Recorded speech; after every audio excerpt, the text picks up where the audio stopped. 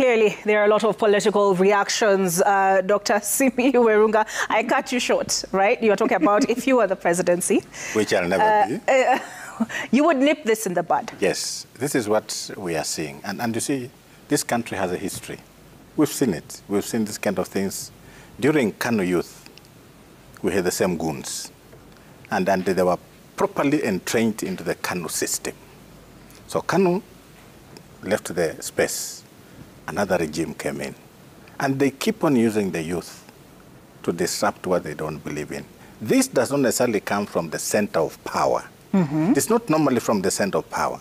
But we have people in the periphery who have access to the center of power. So most of them will wish and think they are doing this to please the masters. But at the end of the day, you are creating a demon in the country. Because at some point, we've noticed now that Kenyans have actually started fighting back. Now, I'll give you a snippet. There was a time when the people of Samburu never used to own guns. But they kept on being fought and killed by the purported Pokots, Turkanas, and they felt the government was not doing much to protect them. What happened? They took guns. I'm just giving you an example. So what we are seeing here, first we see Kenyans are now even going after the Subarus. Kenyans are now fighting back. If they see you in the street and they believe you are not one of them, they'll come for you if they get that space. What are we creating? It's anarchy. And that's why I'm saying the minister in charge of Interior, I know his role is policy, training, research, and all that. But he has the mandate as a representative of the executive of this country to ensure that the police, if they are lacking ways of managing crowds, you know, you can manage a crowd, then it transcends into a riot. That's one thing people need to know. There's crowd management and crowd control, then it transforms into a riot. Now, the police need to be capacitated in a manner that they have the ability to know that this thing is now transcending from a crowd control to a riot. And if they have the capacity to deal with that, they will not even allow these goons to be part of what they are doing. Okay. Then now, lastly on the same, you see, every police deployed in a situation has a leader. Either there's a section commander, either there's a sergeant in charge, either there's a deputy OCPD, OCS, or there's an OCS. Why is it that in this country, every time we have a problem like the way our young man was shot in the street the other day, there was a commander on the ground? Why are we not hearing anything about that person who was in charge of these police officers? Because the role they are given as leaders of this and commanders of these situations is to take responsibility. Okay. So to me, that's where another failure we are seeing in the police system, that those who are doing the wrong things, yes, the law says hold them personally accountable. But there's also a person who is in charge of that operation. Okay. Apostle, yes. Let me ask you this. It is usually said Kenyans, we have very short memories. You know, are there lessons from the past that we need to pay heed? It is not the short memory that we have. It is a rapid things that happen in our lives. Like now, when I was young, when I was throwing stones, when I was in Mungiki holding Madiokore and many other things, I was pursuing a goal, which was denied and suppressed by a particular section. First of all, let us not call these young people, wherever they come, which side they come from, let us not call them goons. They are Kenyan citizens, but they are operating in a situation that has been denied to them. There's a right denied to them, and now somebody is using them for a particular agenda because they know there is a right denied to them. So what is this right? So is this like a weaponization of poverty? Or what is this? It is weaponization, not of poverty, of ignorance, because poverty, you create it. It's you who want to be poor. Nobody will force you to be poor. It is you who want to be poor. People would, there are people who would disagree. If you look at the if you look at the young people in Kenya, they know how to get money. They're driving cars, they're doing everything just by operating a phone. So they're not relying on the education they have from university. All right, we'll leave that debate for another day. Yes. So essentially, you're saying weaponizing ignorance. Weaponizing is ignorance that has been created upon of them. Maybe I give you a good example.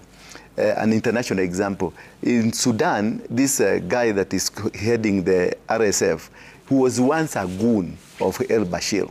But as they grew, he knew how to buy a gun, he knew how to make money. Now he is controlling, fighting. It's a system that grows. is a boy, is a baby that grows. And if not, the baby is not tamed towards the right direction, it will have to grow and it will become so dangerous. But for those people who realizes them and find that I need to change, like myself, when I realized Mungiki is not helping me, I went back to church and I began a church, I began a movement, another movement, another outfit that is working well for me. And I'm creating jobs, I'm creating many activities that were working. So what we need is leaders like Kina Wesonga to have seminars, pastors to have seminars. Then we call these young people, we tell them, you can demonstrate. Last month I was in Germany, and there was a huge demonstration of farmers, thousands and thousands of people, and the police were there, nobody was fighting them, and they were doing it properly. I also happened to be in France, and similar thing happened there, and I was so proud of the demonstrations. People were shouting, nobody was throwing stone, because there is no rogue officer who is throwing a stone. Okay. Do officers throw stones? But that's another one. No, I mean the stone in the name of tear gas. Okay. Dr.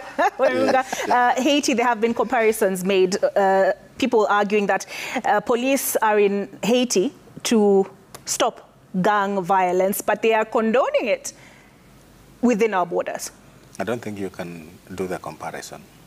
Haiti is a national assignment created by the government of Kenya, working probably under the UN as we progress into that. What we are seeing here is not a state thing. The goons, let me call them goons, because a goon is a person who operates outside the law. So the goons who are created by the politicians are not a state thing. So we can't compare the two. What the police are doing, and this is where we need to hold them to account, is that they are allowing these fellows to maraud themselves around in the name of protecting properties. That is not their job. That is the job of the police. Protection of property and life, law enforcement, arrests, that is the job of the police. And that's why I'm coming back to our police. If they require some training, let them ask for money so that we train them. And they should never, because at the end of the day, we are seeing these officers being taken to court individually. And I'll go back to what I said. This thing is headed by a commander on the ground. Why are we not holding these leaders to account? Because at the end of the day, if he has not been trained in crowd management, if the officer has not been trained in riot control, then the buck stops with the commander on the ground. When you're saying hold them to account, what are you saying? You see, police, like the military, they work under command and leadership. And they work under instructions and orders. There's this concept of discretion, which is given to the police. But when they are doing jobs alone, you know, a police person can walk in the street, see some cognizable offense, then the person will decide to do what needs to do under the law. That is discretion. But when you are under a leader who is giving you instructions, who is telling you what to do, that person in charge of that operation should be held to account. Okay.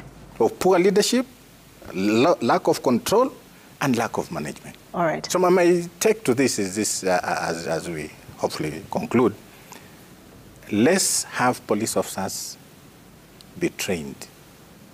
If they have not been trained, and I know most of them have not been trained on crowd management, riot control. Okay. You must understand the transition from crowd management and riot control.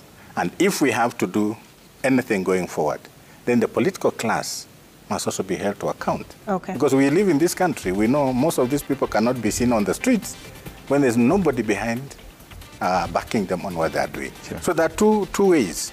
Police need to be capacitated to be able to know what to do, and then politicians in this country or anybody else who is bringing up this idea of goon into the streets must be held to account.